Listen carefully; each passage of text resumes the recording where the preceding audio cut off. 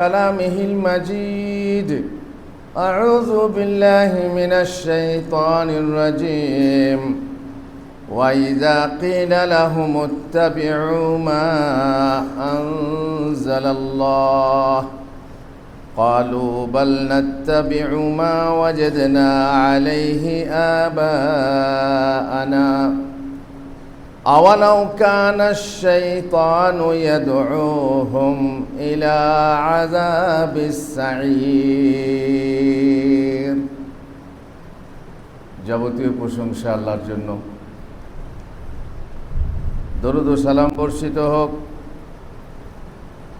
বিশ্বনবী মুহাম্মদুর রাসূলুল্লাহ সাল্লাল্লাহু আলাইহি ওয়াসাল্লামের উপর, যে নবী আমাদেরকে বাতলে গেছেন স্বামী স্ত্রীর বিছানা থেকে নিয়ে রাজ সিংহাসন পর্যন্ত দুনিয়ার সমস্ত কথা, সমস্ত বিধান, সমস্ত রীতিনীতি তিনি বলে গেছেন। সমাজের অবস্থা এমন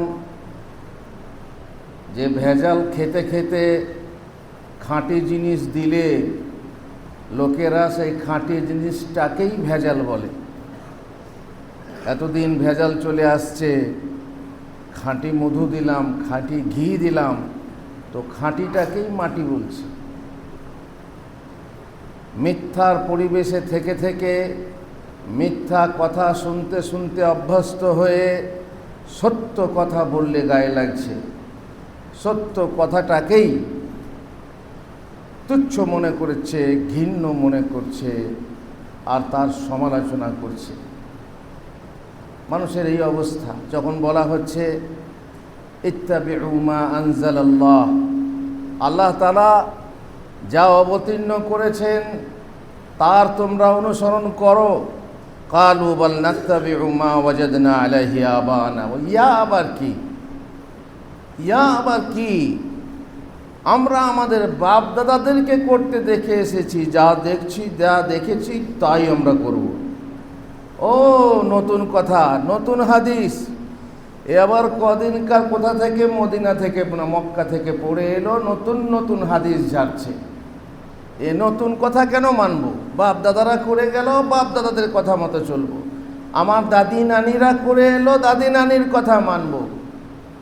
এ নতুন হাদিস কেন মানব? মদিনার হাদিস কেন মানব? আওয়ালাউ কানা শাইতান ইয়াদউহুম ইলা আযাবিস সাঈর। তারা জানে না যে শয়তান তাদেরকে জাহান্নামের দিকে আহ্বান করছে। তারা এটাও মানে না যে তাদের বাপ দাদারা, নানি দাদিরা যদি না জানতো, তাদের জ্ঞান ছিল না। তোমার যে জ্ঞান চক্ষু আছে, সেই জ্ঞান চক্ষু দিয়ে, জ্ঞান দিয়ে তুমি বিচার করো না কেন কোনটা ভালো কোনটা মন্দ, এবং তুমি মান্য করো না কেন?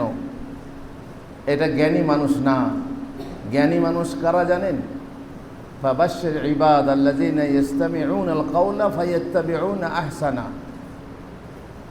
কথা শোনে, যে কথা তাকে উত্তম মনে হয় সেই কথার অনুসরণ করে। বাপ দাদারা মেনেছে না মেনেছে দেখে না, যেটা উত্তম কথা সেই উত্তম কথার অনুসরণ করে।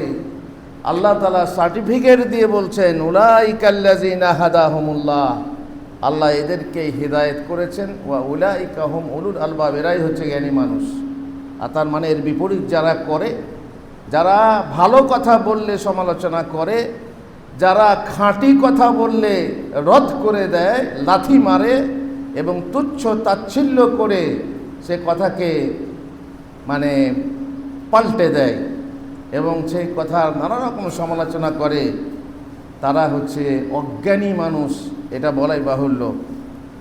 হ্যাঁ মায়েরা তোমাদেরকে বলছি, মায়েরা বোনেরা তোমাদেরকে বলছি, তুমি যার স্ত্রী আর তুমি যার বউ, সেই বৌমাকে বলছে, ওগো বৌমা, তুমি কি জানো জামাই তোমার কে? তোমার স্বামী তোমার কে? তোমার বর কি তোমার পর? যার সাথে কাটলো জীবন, বাঁধলে তুমি ঘর, সে কি তোমার পর? যে বর মারা গেল সে কি তোমার পর হয়ে গেল? সে স্বামীর মর্যাদা জানো?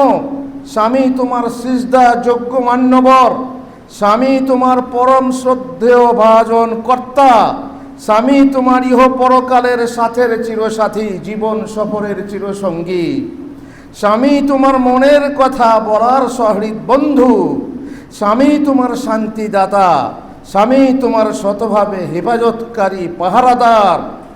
আল্লাহর পর সে তোমার অন্নদাতা পালনকর্তা। স্বামী তোমার বৈধ প্রেমিক, তুমি তার প্রেমিকা।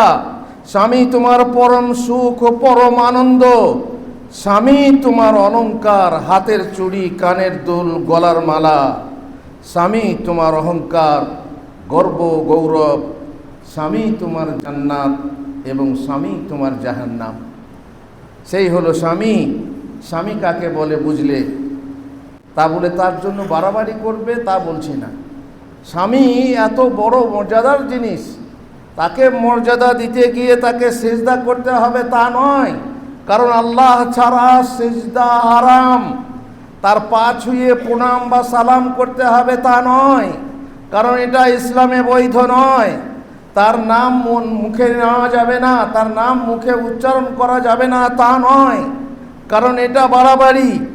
তার আগে খাওয়া যাবে না তা নয়, কারণ এটা বাড়াবাড়ি। মরণ সাথী হয়ে তার সাথে মরতে হবে তা নয়, এটা বাড়াবাড়ি। তারপরে আর বিয়ে করা যাবে না তা নয়, তুমি বিয়েও করতে পারো, কারণ যদি বলো যে না করা যাবে না তাহলে সেটা বাড়াবাড়ি। তবে তার প্রতি ন্যায্য অধিকার আছে, নির্দিষ্ট করণীয় বর্জনীয় কর্তব্য আছে। আল্লাহর বিধান অনুসারে তার হক আদায় করার জন্য সে মারা যাওয়ার পর কেবল 4 মাস 10 দিন, ভালো করে মনে রেখো, 3 মাস নয়, 4 মাস 10 দিন তোমাকে শোক পালন করতে হবে। কিছু পালন করতে হবে, কিছু কর্তব্য আছে মানতে হবে, কিছু বর্জন আছে ছাড়তে হবে। মহান আল্লাহর বিধানকে পালন করো, তুচ্ছ করো না। এটা মাদানি ওটা মক্কি বলে পায়ে করে হ্যান্ডটা মেরে লাথি মেরে দিও না। মহান আল্লাহ স্বামীকে যেসব হক দিয়েছেন তার মধ্যে তার মৃত্যুর পর ওই দিনগুলি পালন করো। দুনিয়া ছাড়িয়া আসিয়াছি বলে হইয়াছি কি এমন পর, আমি পর হয়ে যাইনি, তোমার এখনো ঘর হয়ে আছি। যেহেতু আমি তোমার মরণের পরে আমি আর তুমি আবার জান্নাতে মিলিত হব এবং আবার স্বামী স্ত্রী হয়ে অনন্তকালের জন্য জান্নাতে থাকব, আমি তোমার পর নই।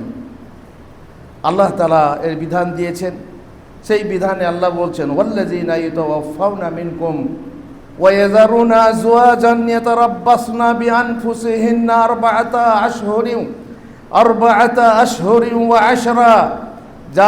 যাদের স্বামী মারা যায়, যারা মারা যায় এবং তাদের স্ত্রী ছেড়ে যায়, স্ত্রী থাকে, স্ত্রীদের কর্তব্য হলো তারা 4 মাস 10 দিন পালন করবে। তারা 4 মাস 10 দিন শোক পালন করবে। তারা মাত্র 4 মাস 10 দিন ইদ্যত পালন করবে। তারপর যখন তার ইদ্যত শেষ হয়ে যাবে, তারপর সে যা ইচ্ছা হয় তা করবে, যা বৈধতার জন্য সেটা করবে। রাসূলুল্লাহ সাল্লাল্লাহু আলাইহি ওয়াসাল্লাম বলেছেন, লা ইয়াহিল্লু লিইমরাআতিন তুমিনু বিল্লাহি ওয়াল ইয়াউমিল আখির আন তুহিদ্দা আলা মাইয়িতিন ফাওকা সালাস। কোন মুমিন নারী, যে নারী আল্লাহর উপরে বিশ্বাস করে, যে নারী আখিরাতের উপরে বিশ্বাস করে, তার জন্য জায়েজ নয়, হালাল নয় যে সে 3 দিনের বেশি শোক পালন করে। বাপ মরেছে, তুমি 3 দিন শোক পালন করতে পারো। বেটা মরেছে, বিটি মরেছে, 3 দিন শোক পালন করতে পারো। তোমার ভাই মরেছে, মাত্র 3 দিন পারো। কিন্তু স্বামীর ক্ষেত্রে 4 মাস 10 দিন, 4 মাসের 10 দিন পারো না, 4 মাস 10 দিন থেকে কম করতেও পারো না। তোমাকে শোক পালন করতে হবে। ইল্লা আলা যাওজিন আরবাআতা আশহুরিন ওয়া আশরা। স্বামী মারা গেলে বিরহ বিধুরা বিধবা স্ত্রীকেও ইদ্যত শোক পালন করতে হবে। এতে স্ত্রীর গর্ভাশয় গর্ভ থেকে খালি কিনা তা পরীক্ষা হবে, যাতে বংশে সংমিশ্রণ না ঘটে। যাতে ইদ্যত পার হওয়ার পরে মহিলা এ বংশের সন্তান পেটে নিয়ে অন্য বংশে গিয়ে সেই সন্তানকে অন্যের বংশের নামে চালিয়ে দেয়, ইসলামে এটা জায়েজ নয়। তাছাড়া এতে স্ত্রীর নিকট স্বামীর যে মর্যাদা ও অধিকার তার অভিব্যক্তি ঘটে, যে স্বামী মারা গেল তার জন্যে সে 4 মাস 10 দিন শোকাহতা থাকলো এবং শোক পালন করলো, সেখানে যে যা পালন করা দরকার তা পালন করলো। যদি গর্ভবতী হয়, স্বামী মরার সময় যদি স্ত্রী গর্ভবতী হয়, তাহলে প্রসবকাল পর্যন্ত ইদ্যত পালন করতে হবে। প্রসবকাল, যতক্ষণ বাচ্চা প্রসব হয়েছে, যতক্ষণ না প্রসব হয়েছে ততক্ষণ পর্যন্ত ইদ্যত, তারপর শেষ। সেই ক্ষেত্রে যদি 2-1 ঘন্টার পরে বাচ্চা প্রসব হয়, তাহলে তার ইদ্যত শেষ, তাকে আর কিছু করতে হবে না। ইদ্যত পালন করার সময়ে যা যা করতে হয় তাকে আর কিছু করতে হবে না। 2-1 ঘন্টার পরেই তারপর সে আবার অন্য স্বামী গ্রহণ করতে পারে, 2-1 ঘন্টা পরে মাত্র। আর যদি চলতে থাকে, বাচ্চা পেটে এসেছে তার 2 মাস পরে, এখনো 7 মাস বাকি, তো 7 মাস বসে তাকে ইদ্যত পালন করতে হবে। কারণ আল্লাহ তাআলা বলছেন, ওয়া উলাতুল আহমালি আজালুহুন্না আন ইয়াদানা হামলাহুন্না। কারণ গর্ভবতী মহিলার ইদ্যত হচ্ছে যতদিন না সে প্রসব করেছে, বাচ্চা জন্ম দিয়েছে, ততদিন তাকে ইদ্যতে থাকতে হবে। আর যদি গর্ভবতী না হয়, এমন মহিলা গর্ভবতী না হলে 4 মাস 10 দিন অপেক্ষা করে ইদ্যত পালন করবে। বিধবা বিবাহের পর বাসর না হয়ে থাকলেও ওই ইদ্যত পালন করবে। তার মানে বিয়ে হয়েছে কিন্তু স্বামীর সঙ্গে এখন মিলন হয়নি, বাসর হয়নি, বিয়ে পড়িয়ে রাখা হয়েছে কিন্তু স্বামীর সঙ্গে মিলিত হয়নি, তাহলেও তাকে ইদ্যত পালন করতে হবে।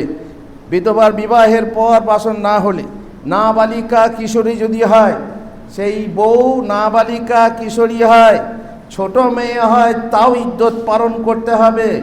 আর স্ত্রী যদি অতি বৃদ্ধাও হয়, 80 পর হয়, 90 বয়সের, 90 বছর বয়সের যদি বউ হয়, তাকেও ইদ্যত পালন করতে হবে। নয় যে না ছুরিদেরকে করতে হয়, বুড়িদেরকে নয়। বুড়িরা আবার ইদ্যত কি পালন করবে, এটা বুড়িয়ে গেছে। আরে বিধান সবারই সমান, ছোট বউকেও করতে হবে আর বুড়ি বউকেও করতে হবে এই পালন। রাজি তালাক প্রাপ্তা স্ত্রী ইদ্যতে থাকলে, যাকে স্বামী ফিরে নিতে পারে, তার স্বামী মারা গেলে নতুন করে স্বামীর ইদ্যত পালন করবে। তার মানে কেউ বউকে তালাক দিল, তার ইদ্যত হচ্ছে 3 মাসিক। এই ইদ্যতের ভিতরে যদি স্বামী মারা যায়, তখন এই ইদ্যত বাদ দিয়ে স্বামী মরার ইদ্যত পালন করতে হবে। কোনো কারণে ইদ্যতের সময় পিছিয়ে দেওয়া যায় না, যে এখন করব না পরে করব, ইদ্যতটা শোক পালনটা পরে করব না, এ চলবে না। বরং যেদিন থেকে স্বামী মারা যাবে সেদিন থেকেই তোমার 4 মাস 10 দিন গণনা হবে। স্বামীর মৃত্যুর পর থেকে ইদ্যত পালন শুরু করতে হবে। স্বামীর মৃত্যুর খবর 4 মাস পরে যদি তুমি জানো, তাহলে আর মাত্র 10 দিন পালন করতে হবে। 4 মাস পার হয়ে গেছে, তুমি যা করেছো পালন করেছো আর না করেছো জানো না, তো তুমি পালন করবে কোথা থেকে? খবরই আসেনি। খবর যখন এলো 4 মাস 10 দিন পার হয়ে গেছে, তাহলে আর ইদ্যত নেই, তোমার ইদ্যত শেষ। এই জন্যেই স্বামী মৃত্যুর পর থেকে তোমার ইদ্যত গণনা হবে, এ কথা যেন মাথায় থাকে। বাকি কথা দ্বিতীয় খুতবায়। বারাকাল্লাহু লি ওয়া লাকুম ফিল কোরআনিল আযীম ওয়া নাফা'নি ওয়া ইয়্যাকুম বিল আয়াতি ওয়াজ যিকরিল হাকীম। ইন্নাহু তাআলা জাওয়াদুন কারীমুম মালিকুম বারুর রাউফুর রহিম।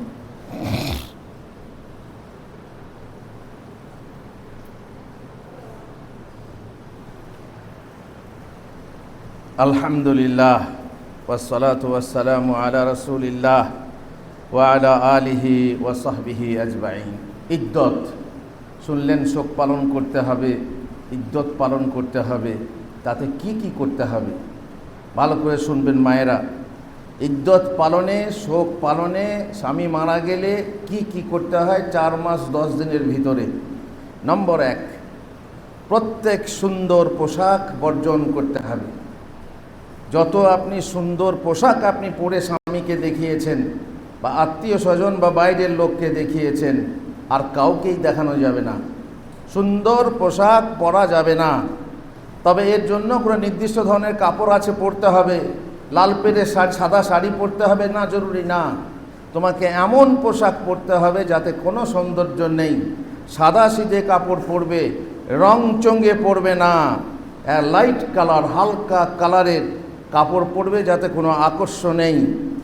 আর সাদা কাপড়েও সৌন্দর্য থাকতে পারে, চিকচিকে, জলছাপ ইত্যাদি থাকলে তাতে আরও আকর্ষণ থাকে, তখন ওই কাপড় সাদা পরা যাবে না। নির্দিষ্টভাবে কালো পোশাক ব্যবহার করবে, তাও জরুরি না তোমাকে কালো পোশাক পরে থাকতে হবে 4 মাস 10 দিন, না। ময়লা ঝলপ হয়ে থাকতে হবে তা নয়, তুমি পরিষ্কার পরিচ্ছন্ন কাপড় পরবে, কিন্তু সেই কাপড় যেন পরপুরুষের জন্য আকর্ষণীয় না হয়, সাদাসিধে হয়।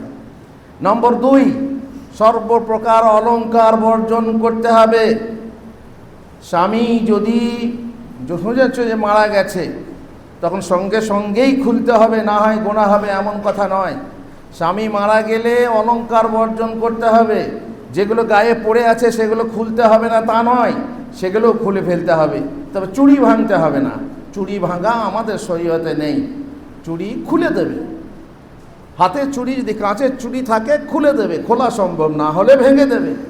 ভাঙতে হয় বলে তুমি শিল কোথারে, নোড়া কোথারে নিয়ে এখনই ভাঙতে হবে। ও স্বামী মারা গেছে, বুড়ি নানিরা দাদিরা তখন ছটফট করে চুড়ি ভাঙার জন্য, না, এ বিধান আমাদের শরীয়তে নয়। মোট কথা, অলংকার থেকে তোমার মাথার থেকে নিয়ে পায়ের নখ পর্যন্ত যে অলংকার পরায় মেয়েরা, সমস্ত অলংকার খুলে ফেলতে হবে। যেটা পড়ে আছে সেটা পড়ে থাকতে পাবে তা নয়, খুলে ফেলতে হবে। অবশ্য সময় দেখার জন্য হাতের ঘড়ি সাধারণত অলংকার হয় না, তবে অলংকার হলে খুলে ফেলবে। নচে টাইম দেখার জন্য ব্যবহার করতে দোষ নেই। বাইরে গেলে টাইম দেখার জন্য প্রয়োজন না হলে বা রাখার মতো পকেট বা ব্যাগ থাকলে তাতে রেখে নেবে, হাতে পড়বে না। কারণ ঘড়িতেও সৌন্দর্য থাকে। কোনো ঘড়ি দেখার মতো ঘড়ি, টাইম দেখ আর না দেখ, মানুষকে দেখানো যায় যে আমি একটা ঘড়ি পরেছি। 3 নম্বর কাজ হচ্ছে সর্বপ্রকার প্রসাধন ও অঙ্গরাগ। যত রকমের মেয়েদের মেকআপ আছে, যত রকমের মেকআপের জিনিস আছে তার দেহে লাগাতে পারবে না। সুরমা, কাজল, লিপস্টিক, মেহেন্দি, কলপ বা যে কোনো সাজার রং, অঙ্গরাগ ব্যবহার করতে পারবে না, গায়ে স্পর্শ করতে পারবে না। কদিন? 4 মাস 10 দিন মাত্র। এ হচ্ছে আল্লাহর বিধান। এক মহিলা রাসূলুল্লাহ সাল্লাল্লাহু আলাইহি সাল্লামের কাছে এসে বলল, ইয়া রাসূলুল্লাহ, ইন্না ইবনাতি তুফি আনহা যাওজুহা ওয়া কাদ ইশতাকাত আইনাহা। ইয়া রাসূলুল্লাহ, আমার মেয়ের জামাই, মানে আমার জামাই কি হয়েছে, মারা গেছে, তো আমার মেয়েকে ইদ্যত পালন করতে হচ্ছে, তার চোখের সমস্যা, তার চোখে কি সুরমা লাগাতে পারবো? রাসূলুল্লাহ সাল্লাল্লাহু আলাইহি সাল্লাম বললেন, 2বার বা 3বার বললেন, লা, পারবে না। আবার বললেন, না, পারবে না, সুরমা লাগাতে পারবে না চোখে, বা কাজল লাগাতে পারবে না। সুম্মা ক্বালা রাসূলুল্লাহ সাল্লাল্লাহু আলাইহি ওয়াসাল্লাম, ইন্নামা হিয়া আরবাআতু আশহুরিন ওয়া আশরা। আরে 4 মাস 10 দিন, 4 মাস 10 দিন সবুর হচ্ছে না? তুমি লিপস্টিক লাগাতে, তোমার লালি দেখাতে এত ছটফট কেন? 4 মাস 10 দিন সবুর হচ্ছে না? তোমার চোখে কাজল লাগাতে এত ছটফটানি কেন? 4 মাস 10 দিন সবুর হচ্ছে না? রঙিন কাপড় পরার জন্য এত ছটফটানি কেন? তোমার 4 মাস 10 দিন সবুর হয় না? বাইরে বেড়াতে যাওয়া, বোনের বাড়ি যাওয়া, অমকের বাড়ি যাওয়া, তমকের বাড়ি যাওয়া, এত ছটফটানি কেন? 4 মাস 10 দিন সবুর হয় না? আল্লাহ রাসূল সাল্লাল্লাহু আলাইহি ওয়াসাল্লাম বুঝিয়ে দিলেন যে ধৈর্য ধরো, 4 মাস 10 দিন মাত্র। 4 নম্বর যে কাজ করতে হবে, সর্বপ্রকার সুগন্ধি, যাতে সুবাস আছে, সুবাসিত সাবান তৈলাদি ব্যবহার নিষিদ্ধ। সুবাস ব্যবহার করতে পারবে না মহিলা, এমনকি নিজের ছেলে মেয়ে বা অন্য কাউকে সেন্ট জাতীয় কিছু লাগিয়ে দিতেও পারবে না, অন্য কেউ লাগাবে, যেহেতু সুগন্ধি হাতে এসে যাবে। তাই অবশ্য মাসিক থেকে পবিত্রতার গোসলের সময়ে দুর্গন্ধ এড়ানোর জন্য তার জন্য কিছু সেন্ট লজ্জাস্থানে ব্যবহার করতে পারে, সেটা আলাদা। 5 নম্বর যে কাজ করতে হবে, স্বামী গৃহের বাইরে যাওয়া যাবে না। ইদ্যত পালন করতে কোথায় হবে? স্বামীর ঘরে ইদ্যত পালন করতে হবে, সেখানেই। যেহেতু স্বামী গৃহে ইদ্যত পালন ওয়াজিব, তবে একান্ত প্রয়োজন বা অগত্যায় পর্দার সাথে বাইরে যাওয়া বৈধ। একবারে এমন নয় যে তাকে খিল বন্ধ করে রাখতে হবে।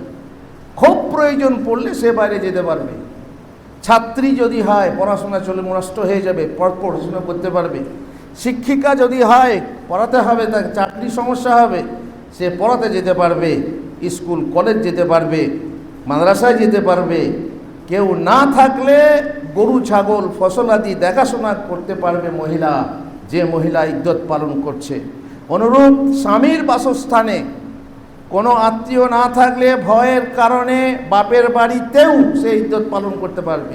স্বামীর বাড়িতে তার নিরাপত্তা নেই, স্বামী হচ্ছে দেওয়ারে ভর্তি, কিংবা স্বামী বাড়িতে কোনো এমন প্রোটেকশন নেই যে সে হেফাজতে থাকবে, তখন সে নিরুপায় হয়ে মায়ের বাড়িতে গিয়ে ইদ্যত পালন করতে পারে, অথবা অন্য কারো বাড়িতে, মামার বাড়ি, চাচার বাড়ি, সেখানে গিয়ে ইদ্যত পালন করতে হবে। এমন নয় যে সেই ঘরেই তাকে বন্ধ করে রাখতে হবে।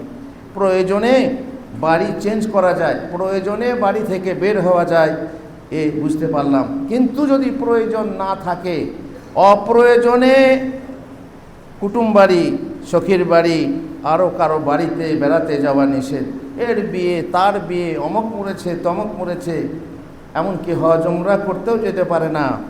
মসজিদে ওয়াক্তি নামাজ পড়তে যেত, সেটাও যেতে পারে না। জুমা পড়তে আসতো, সেটাও পারে না। তারাবি পড়তে আসতো, সেটাও পারবে না। ঈদের নামাজ পড়তে যেত ঈদের ময়দানে, সেটাও পারবে না।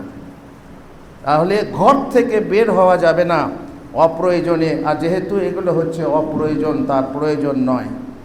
রাসূলুল্লাহ সাল্লাল্লাহু আলাইহি সাল্লামকে ফুরাইয়া বিনতে মালিক জিজ্ঞাসা করলেন যে তার স্বামী শহীদ হয়ে গেছে, মারা গেছে, তো তাকে বললেন উমকুসি ফি বাইতিকি, তুমি তোমার ঘরে অবস্থান করো, হাত্তা ইয়াবলুগাল কিতাব আজালা, যতক্ষণ পর্যন্ত না আল্লাহর কিতাবের এই নির্দিষ্ট দিনগুলো শেষ হয়েছে। উম্মে সালামার হাদিস, আল মুতাওয়াফা আনহা যাওজুহা লা তালবাসুল মুআসফার, যার স্বামী মারা গেছে সে রঙিন কাপড় পরবে না। ওয়ালাল হুলি, আর না অলংকার, অলংকার পরবে না। ওয়ালা তাখতাদিব, আর না খেজাব লাগাতে পারবে, কলপ লাগাতে পারবে, নিজের চুলকে রঙাতে পারবে না। ওয়ালা তাকতাহিল, এবং সুরমা ব্যবহার করতে পারবে না। 6 নম্বর যে কাজটা করতে পারবে না সেটা হচ্ছে বিবাহ।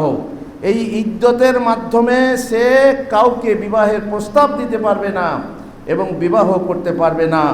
তবে যদি ইঙ্গিতে আকারে কেউ কিছু বোঝাতে চায়, কোনো পুরুষ বা সে নিজে, তাহলে সমস্যা নেই। কিন্তু বিয়ের কোনো কাজ তার ইদ্যতের ভিতরে করা যাবে না। আল্লাহ তাআলা বলছেন, ওয়ালা জুনাহা আলাইকুম ফিমা আররাজতুম বিহি মিন খিতবাতিন নিসা, তোমাদের অবস্থা নেই, সমস্যা নেই, তোমাদের সমস্যা নেই যদি তোমরা এ ব্যাপারে ইঙ্গিতে কথাবার্তা বলো, যে ইঙ্গিতে বোঝা যায় যে অমুক পুরুষ অমুক মেয়েকে বিয়ে করতে চাচ্ছে, অথচ মেয়ে স্বামী মারা গেছে, ইদ্যতে আছে, তাহলে ইঙ্গিতে দিলে বলে সমস্যা নেই। কিন্তু যদি স্পষ্টভাবে পায়গাম দেয়, অথবা সে পায়গাম দেয়, এ পায়গাম দেয়, কিংবা তলায় তলায় সেটিং চলে বা লিঙ্কিং চলে, তাহলে এগুলো নিশ্চয়ই হারাম, এমনিতেই হারাম, তো ইদ্যতের মধ্যে হারাম হবে, এ তো কোন ছাড়। সে যাই হোক, ইদ্যতের সময় অতিবাহিত হলে এসব বিধিনিষেধ শেষ হয়ে যাবে। যে 6 প্রকার নিষেধ বলা হলো, যখনই 4 মাস 10 দিন পার হয়ে যাবে, তখন সেই নারী সাধারণ নারী হয়ে যাবে। যেমন অবিবাহিতা ছিল সেরকম অবিবাহিতা হয়ে যাবে, আর এসব বিধি নিষেধ শেষ হয়ে যাবে। এরপর রীতিমতো সব কিছু ব্যবহার করতে পারবে যেগুলো নিষেধ ছিল, এবং বিবাহও করতে পারবে তখন। বরং যারা ধৈর্যহারা হয়ে ব্যভিচারের পথে পা বাড়ায় আর পা বাড়িয়ে রানের ঘরে ষাঁড়ের বাসা করে, তাদের জন্য বিবাহ করা ফরজ। ইদ্যতের মাঝে বগল ও গুপ্তাঙ্গের ইত্যাদি লোম এবং নখাদি কেটে পরিষ্কার পরিচ্ছন্ন থাকা, মাছ মাংস খাওয়া, ফল খাওয়া ইত্যাদি, এসবগুলো দূষণীয় নয়। যে তুমি শোক পালন করছো, ফল খেতে পাবে না, শোক পালন করছো, মাছ গোশ খেতে পাবে না, না, এরকম না। দাদি নানি বুড়িরা শোনো, বৌমাকে এত কষ্ট দিও না, সে ইদ্যতে আছে, যেটা শরীয়ত বলছে সেটাই খালি বাধা দেবে। নিজেদের মন গড়া, সে স্বামীর শোক পালন করছে, সে মাছ খাবে কেন, গোশ খাবে কেন, সে সুগন্ধি ব্যবহার করতে পারবে না, তো ফল খাবে কেন, ফ্রুট খাবে কেন? খবরদার বেশি বুড়িমি করতে যেও না। যেমন চাঁদের মুখ দেখতে নাই, অনেক বুড়িরা বলে, ফালতু কথা, চাঁদের মুখও দেখতে পারবে। চাঁদের আলোতে বসতেও পারবে। বিয়ের কোণে স্পর্শ করতে নেয় মেয়েরা বলে, বিয়ের কোণেও স্পর্শ করতে পারবে। এসব আচার কুচার, এসব হচ্ছে কুসংস্কার, যেগুলো সাধারণত ওই পাড়া থেকে এসেছে, যে পাড়া আমাদের নয়। এই বিধবা স্বামীর ওয়ারেস হবে, রজি তালাক প্রাপ্ত হলে এবং ইদ্যতের ভিতরে বিধবা হলে ওয়ারেস হবে। বাতিল বিবাহ, খোলা তালাক প্রভৃতির ইদ্যতে ওয়ারেস হবে না। এদের শোক পালনের ইদ্যত নেই। এইভাবে তালাক প্রাপ্ত তার ইদ্যত অতিবাহিত হওয়ার পর স্বামী মারা গেলে ওয়ারেস হবে না, তার ইদ্যত নেই। হ্যাঁ, যদি স্বামী তার মরণ রোগে স্ত্রীকে মিরাস থেকে বঞ্চিত করার উদ্দেশ্যে তালাক দিয়েছে, এই কথা জানা যায়, তাহলে তা বাতিল, তার ইদ্যত পার হয়ে গেল। 1 বা 2 তালাকের পরে যাকে পুনর্বিবাহ করা সম্ভব, ওই স্ত্রী দ্বিতীয় বিবাহ না করে থাকলে সে ওয়ারেস হবে। যথা নিয়মে 3 তালাক প্রাপ্ত হলে অথবা ইদ্যতের পর বিবাহ করে থাকলে তখন সে আর ওয়ারেস হবে না। সে 3 তালাক হয়ে গেছে, যেহেতু তালাক হয়ে গেছে, হবে না। কিন্তু স্ত্রী যদি স্বামী মারা যাওয়ার পর বিবাহ, ইদ্যত পালন করার পর বিবাহ করে, তালাক হয়নি, স্বামী মারা গেছে, তাহলে স্বামী মারার যে মিরাসি সম্পত্তি সেটা পাবে কি না? সেও পাবে। সে অন্য স্বামী গ্রহণ করলেও তার আগের স্বামীর অংশ, ঠিক যেটা অংশ সেটা সে পাবে। আর মিলন না হয়ে স্বামী মারা গেলেও, এটা আগে বলা হয়েছে, স্ত্রী ওয়ারেস হবে এবং তার ইদ্যত পালন করতে হবে, শোক পালন করতে হবে। মায়েরা, এ খেলা নয়, এ মক্কি বা মাদানির কথা নয়, এ হচ্ছে আল্লাহর বিধান সরাসরি আমরা খালি পৌঁছে দিয়ে থাকি। পছন্দ হওয়ার কথা না, পছন্দ হবে না হবে তার কথা না। এতদিন ভেজাল খেয়ে এসেছেন, তাই আপনাদের আসল নকল কথাগুলোকে, আসল কথাগুলোকে, খাঁটি কথাগুলোকে ভেজাল মনে হচ্ছে, খেতে একটু কষ্ট হচ্ছে, স্বাদটা আলাদা লাগছে, তো তাই খবরদার এরকম মনে করবেন না। মানুন এবং সুস্থভাবে বাঁচুন এবং আল্লাহর জান্নাতের অধিকারিণী হওয়ার চেষ্টা করুন। আল্লাহ আমাদের সবাইকেই সেই তৌফিক দান করুন। আল্লাহুম্মা সাল্লি আলা মুহাম্মদ ওয়া আলা আলি মুহাম্মদ কামা